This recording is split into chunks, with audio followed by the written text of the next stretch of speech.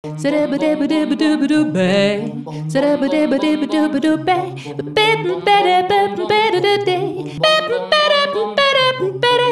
Picante. Daniel García Peña, Toño. bienvenido al Café Picante. Bueno, ustedes lo están viendo, hemos fragmentado las entrevistas del Café Picante. Este espacio se llama Café Picante, la entrevista. Y hemos invitado a Daniel García Peña, politólogo, profesor, periodista, ha hecho parte de procesos de paz con el ELN, ha estado presente en todo el ámbito pues, de la resolución del conflicto colombiano. Y entonces empecemos por ahí, Daniel, empecemos por el lado de las FARC. Están pasando cosas interesantes. Por ejemplo, vino el delegado importantísimo del gobierno británico, viene el señor François Hollande, presidente de Francia. Me imagino que veremos la foto Santos, Timochenko, Hollande. En el ámbito internacional, que es un tema que usted maneja particularmente, incluido Trump en el baile, que sol tan berraco, ¿no? Sí, está fuerte, pero bueno, gracias Bogotá por recibirnos. Veranito está bueno. Está chévere, ¿no, Daniel? Entonces, en ese ámbito y en ese contexto, y agrupándose las FARC en los campamentos y ya en ciernes del principio de dejación de armas, ¿usted qué está viendo, Daniel? Yo pienso que definitivamente hay un respaldo internacional formidable al proceso que, pues con la visita de Hollande, simplemente se refleja y simboliza lo que se ha venido expresando por diferentes voces de la comunidad internacional. Pero al mismo tiempo yo creo que la elección de Trump empieza a generar algunas dudas y cuestionamientos hacia qué viene hacia el futuro. Hollande está de salida. De alguna manera la gran alianza mundial que creó el gobierno de Santos con Obama, Hollande y de alguna manera están todos ya de salida.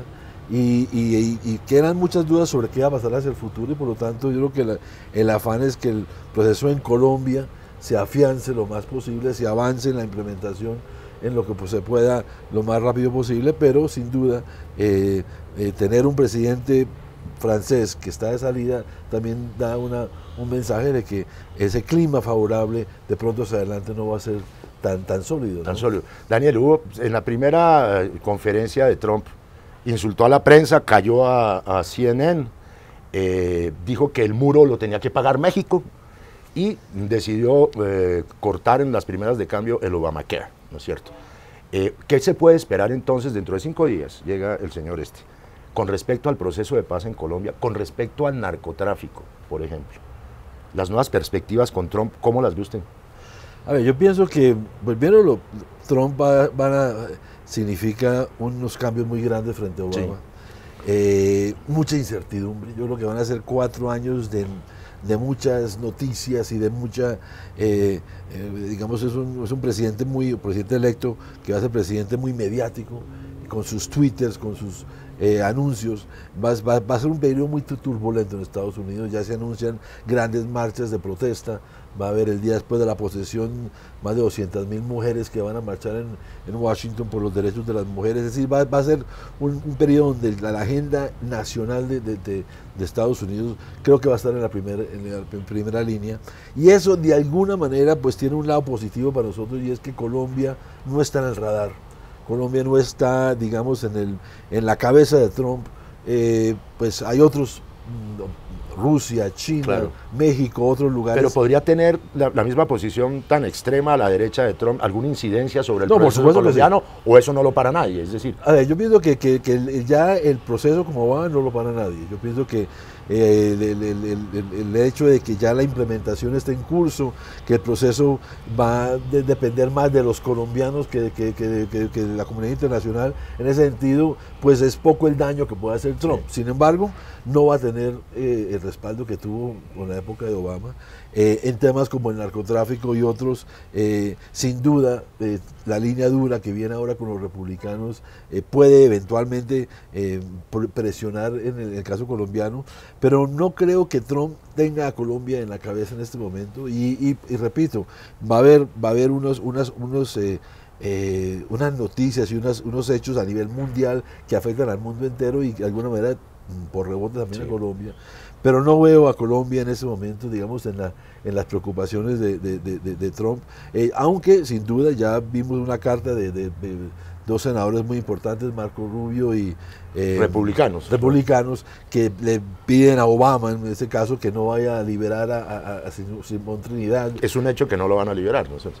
Pues yo todavía guardo esperanza. Pero quedan 5 días, no queda nada. Puede hacerlo hasta las 3 de la tarde sí. del 20 de enero. Daniel García Peña, mire, hay 2 puntos ahí para redondear ese tema muy precisos que son, es un solo punto, el condicionamiento internacional a las FARC en el sentido de que todavía son considerados como un grupo narcoterrorista y fundamentalmente terrorista. Trump podría incidir, así se empiecen a desmovilizar las FARC y a dejar las armas, en el sentido de insistir en esa práctica que es pues contradictoria a todo el proceso. Sí podría, sin duda, y ahí es donde viene el riesgo. Yo creo que de alguna manera ya no tendremos el aliado que tenemos con Estados Unidos en este momento. Sí. Y creo que Trump, de todas maneras, no solamente Trump, es todo, digamos, si uno mira los nombramientos que está haciendo. Y el Congreso. Y el Congreso, son, sí, digamos, las voces más recalcitrantes, más arcaicas, las que están en este momento, digamos, asumiendo el poder. Y mientras Trump esté en otros temas, ahí donde uno ve que esos mandos medios y esos sectores que determinan en el fondo decisiones como si se levanta o no el estatus de terroristas, si se apoya, por ejemplo, con recursos la Paz Colombia que propuso Obama, pero que en ese momento pues no es una propuesta que todavía no tiene recursos de por medio. Ahí es donde sin duda en la nueva administración y Trump en particular puede tener un efecto, a mi entender, muy negativo para el proceso. Bueno, dejemos esa cosa demencial, ese interrogante de 4 años en que pueden producirse cosas muy complicadas sin duda, sí, y vengámonos para acá. Se está dando con algunas pequeñas dificultades el proceso de reagrupamiento de las FARC en los campamentos, que no hay plata suficientemente, que el Estado pues no ha sido lo más rápido, hay críticas de las FARC, hasta se produjo una cosa rarísima, un combate entre la columna Teófilo Forero y el frente de las FARC medio en disidencia, el 14. Bueno, con ese telón de fondo, Daniel, ¿cómo ve usted estos meses después del día D? ¿Cómo ve el cumplimiento de desmovilización misma, de dejación de armas, de reinserción? Y luego hablamos de participación política de las FARC. Por lo pronto, el momento. A ver, yo pienso que está viendo pues, las dificultades que son propias, las dificultades del gobierno, digamos, todas las fallas administrativas de nuestro Estado en poder cumplir con los plazos, etcétera.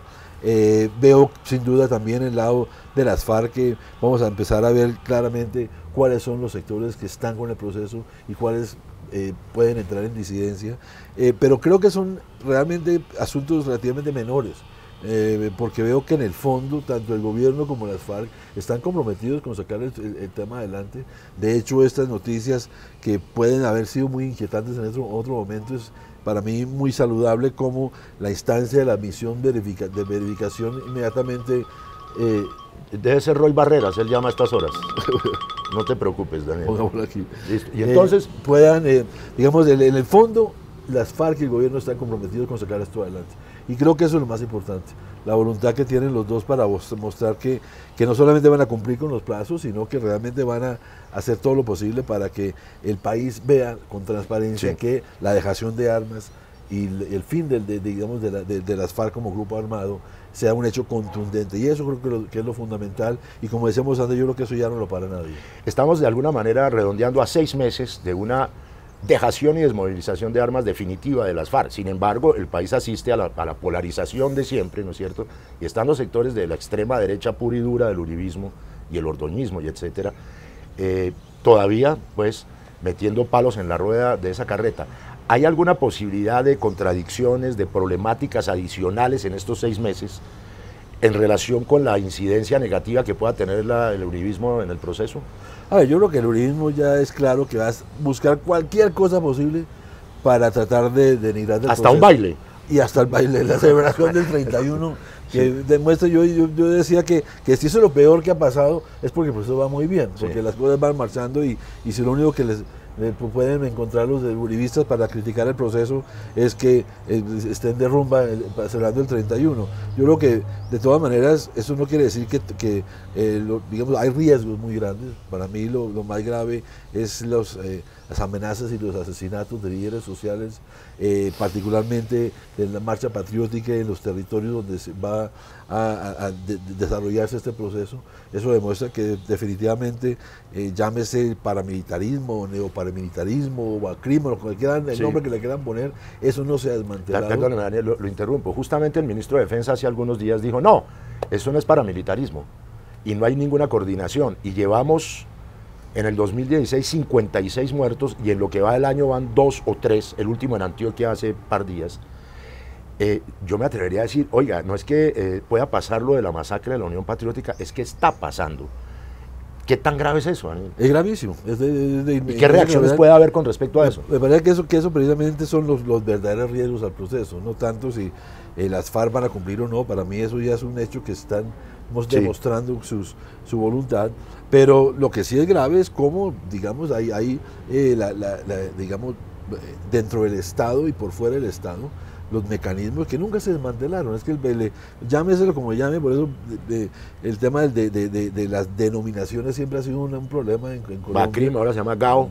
Ponen nombres distintos, pero lo cierto es que el fenómeno nunca se desmontó, el paramilitarismo nunca se desmontó, y por lo tanto, llámese como el que llame, sigue obrando, y la intencionalidad de atacar a los líderes sociales, y particularmente en las regiones de los territorios donde se va a desarrollar el proceso con las FARC, pues es claro que efectivamente buscan ese entorpecer. Es decir, una vez desmovilizados, se corre el riesgo de que los muertos no sean solamente los líderes sociales, sino los dirigentes de las FARC.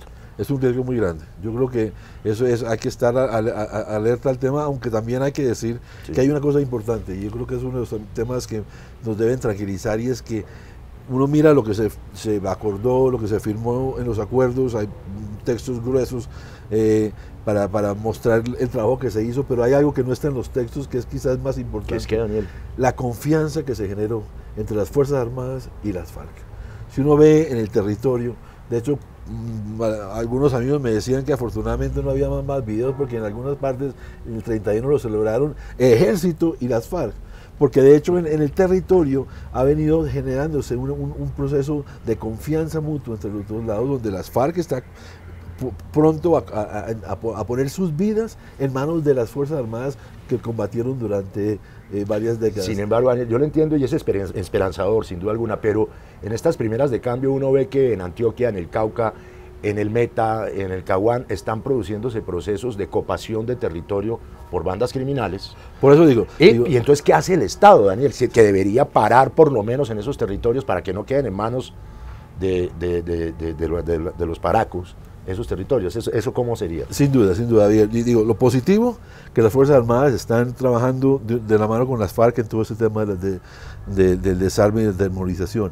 Lo grave es que todavía vemos muy lento, por no decir quieto, el Estado frente a este fenómeno del paramilitarismo. ¿Por alguna razón de coincidencia todavía entre los sectores que conformaron en su origen el paramilitarismo mismo? Es decir, por supuesto, pero también por las mismas contradicciones del Estado. Véase que en el acuerdo inicial se acordó establecer una unidad especial en la Fiscalía para desmantelar y ir tras los grupos que llaman herederos del paramilitarismo, es como aparece en el ¿Se refiere usted a la fiscal que acaban de echar? Y exactamente. Dice que porque era amiga de Iván Cepeda. Correcto. Y entonces eso, ¿cómo se cocina, Daniel? Entonces ahí es donde esas contradicciones del Estado y donde las mismas inoperancias del Estado están llevando a que el mismo Estado no está dispuesto a tomar las medidas que se requieren para hacer frente a este fenómeno del paramilitarismo. Perdóneme, usted la pone en un territorio, yo voy a ser un poco extremo lo que digo, pero la pone en un territorio en que no hay solución al conflicto armado y no hay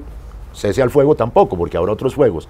Es decir, si el Estado y los sectores del poder en Colombia, el poder económico y político, no desmantelan el paramilitarismo, ¿qué futuro tiene la paz? La pongo muy cruda, ya lo sé, pero ¿cómo la ves? Es crudo, es que la realidad es cruda, y la reticencia de llamar las cosas por su nombre, de no querer hablar del paramilitarismo, ya es un indicio muy negativo de cómo todavía falta un inmenso, digamos, compromiso del Estado de asumir su responsabilidad.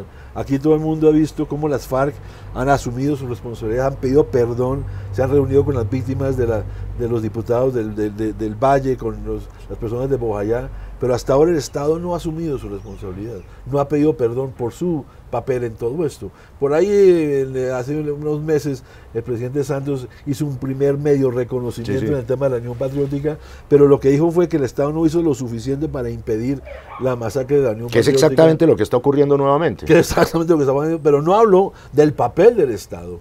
Y de agentes del Estado como responsables también del genocidio de la Unión Patriótica. Ya. Y yo creo que en eso es donde todavía falta un inmenso trecho y donde creo que la sociedad tiene que ser no solamente exigente frente a las FARC, pero también y sobre todo frente al Estado. Ya. Hay un telón de fondo de todo esto, que es como el motor económico, que son, digamos, un par de cosas: la economía informal, minería ilegal, etcétera, etcétera, y la cocaína y la coca, ¿no es cierto? Allá es donde van todos. Entendemos perfectamente que esa dinámica atroz y lúgubre de la historia del país se sigue reproduciendo porque no hay solución al problema de las drogas internacional.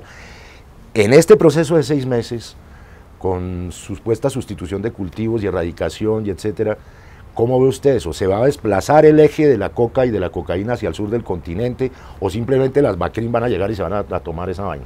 No, es que, tú lo dijiste ahorita, el tema del narcotráfico no tiene solución hasta que no exista una decisión a nivel mundial de cambiar el modelo represivo y prohibicionista, y eso no va a pasar en el corto plazo, y mucho menos con Trump en Estados Unidos. Es decir, que debe meter perico Trump, ¿no? Pues tiene como cara de llevado.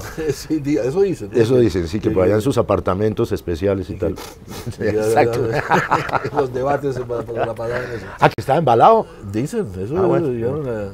O sea que está ayudando a la marginalidad de la economía colombiana.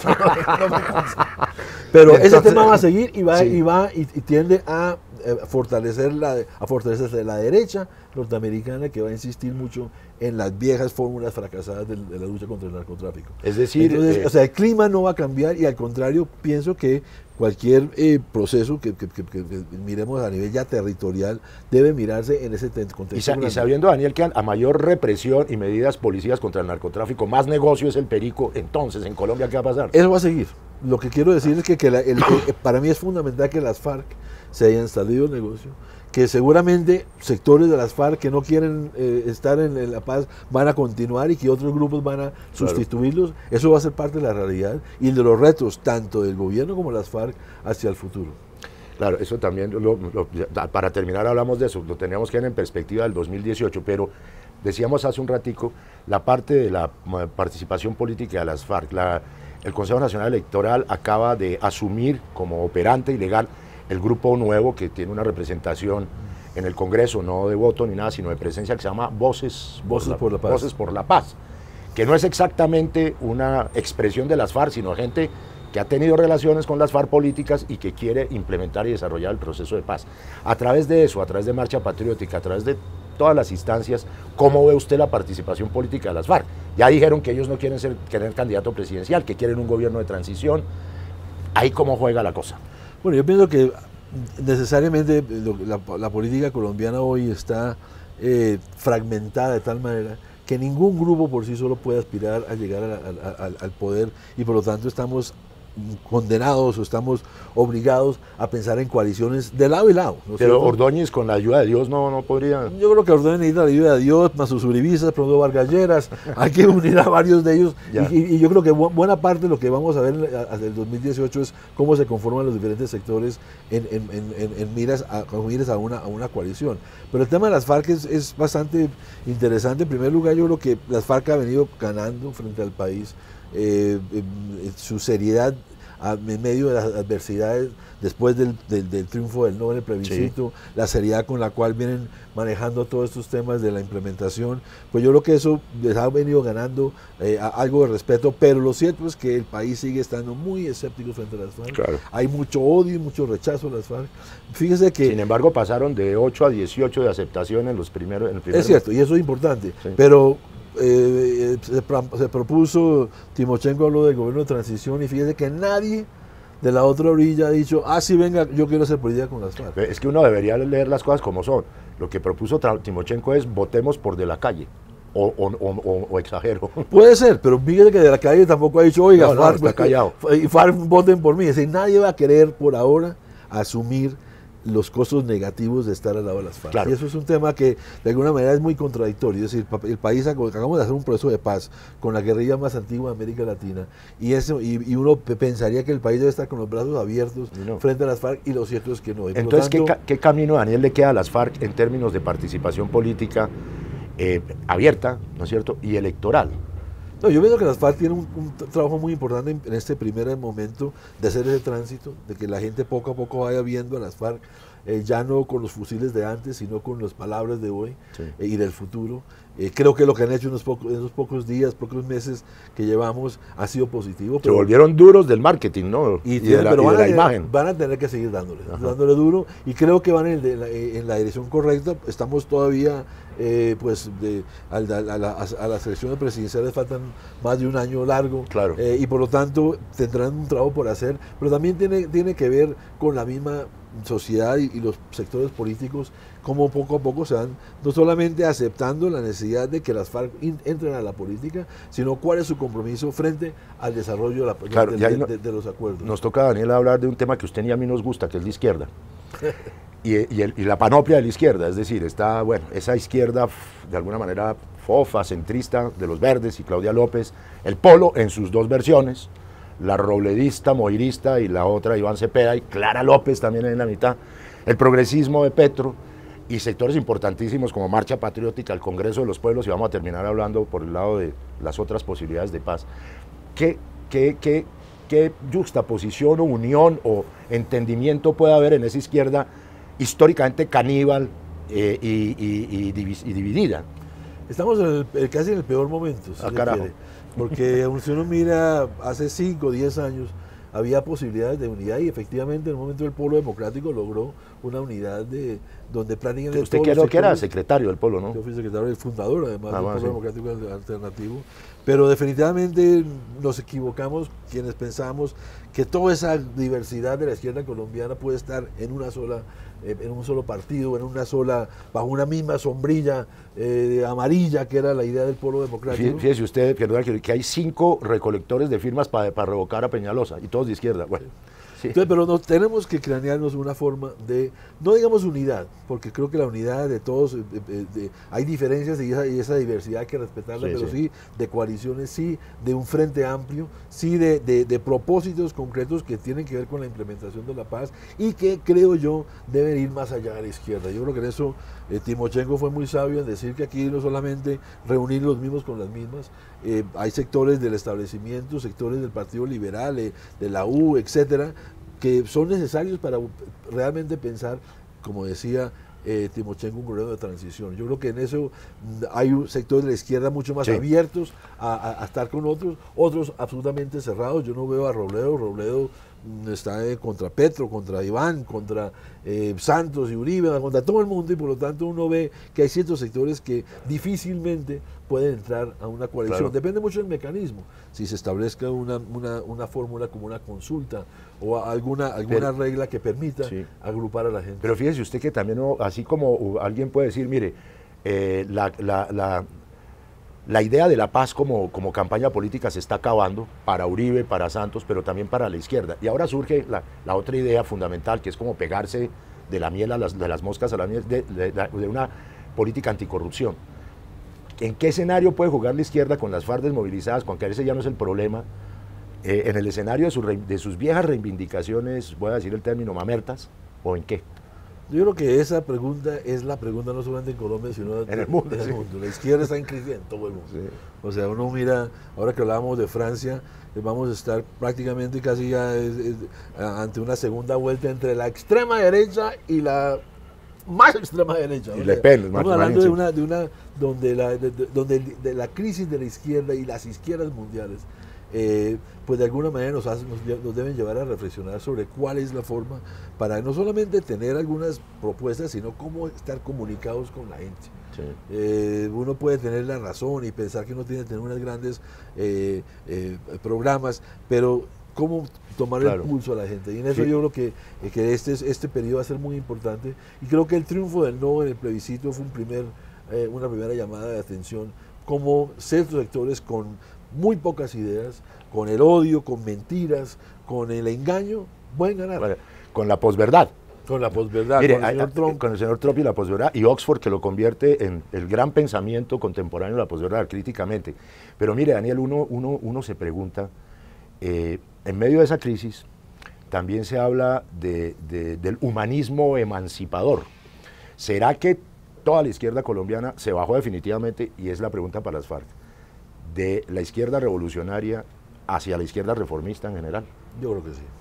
Yo creo que sin duda hoy... ¿Pero anticapitalista o cómo? Yo creo que tenemos que pensar en un postcapitalismo, pero sin perder de vista que la realidad es la realidad. Uno tiene la utopía se construye a partir de las posibilidades de cambio y las transformaciones que la misma sociedad produce. Y en eso creo que hoy pensar en maximalismos, en grandes revoluciones, sí. Yo creo que hoy en día hay que resistir, de alguna manera hay que proteger y defender cosas que uno pensaba hace unos años que ya estaban ganados. Uno ve lo de Trump en Estados Unidos, es realmente increíble, que el matrimonio gay, el derecho a la salud, la aceptación de los inmigrantes, ya son cosas que están de alguna manera en entredicho y amenazadas. Y eso que no es evangélico. Imagínese. Bueno, allá están los protestantes. Daniel, para terminar, que se nos amplió deliciosamente esta conversación, esta semana se retoma, no abiertamente, pero se retoman las conversaciones en Quito, se han retomado entre el Ejército de Liberación Nacional y el gobierno, ¿no es cierto? Allá está en cabeza Pablo Beltrán y el señor Juan Camilo Restrepo. ¿A qué suena eso? ¿Va para algún lado? Pues yo espero que sí, aunque soy muy pesimista. En primer lugar, usted conoce bien esas negociaciones, usted hizo parte de más de una. Yo desafortunadamente conozco mucho las dificultades que han tenido. Me parece bueno que se sienten, pero no se sientan para la fase pública. No, para conversar. Sí. Para conversar a ver cómo llegan a la fase pública. Es importante que vaya Juan Camilo Restrepo, la primera vez que va, es la primera vez que se encuentra directamente con Pablo Beltrán. Ojalá se dé ahí una química y unas posibilidades para destrabar, y ahí sí empezar formalmente la fase pública.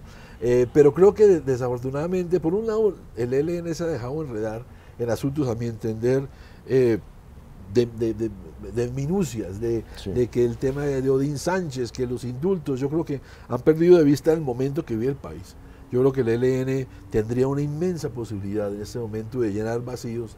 Creo que en este momento, después de lo que ha con un bagaje de organizaciones populares que le rodean, además. Sin duda, sin duda. Y que además es evidente que el conflicto armado como tal no tiene futuro.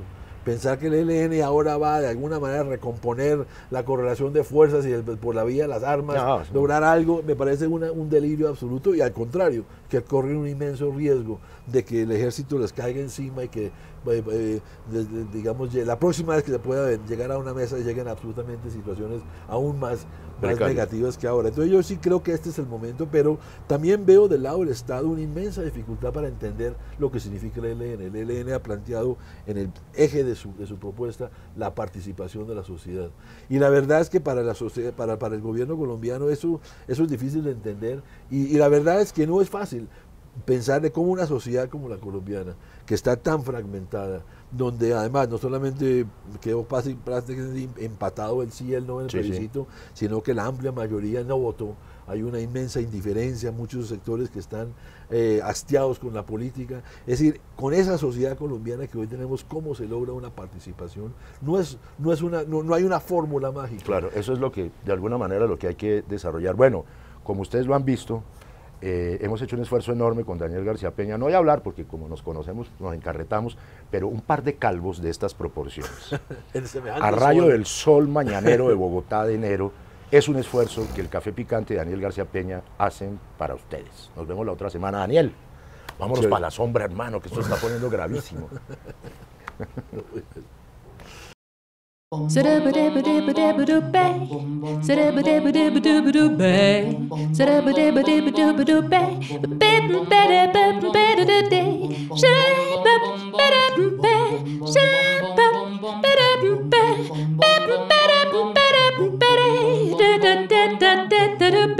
Café picante.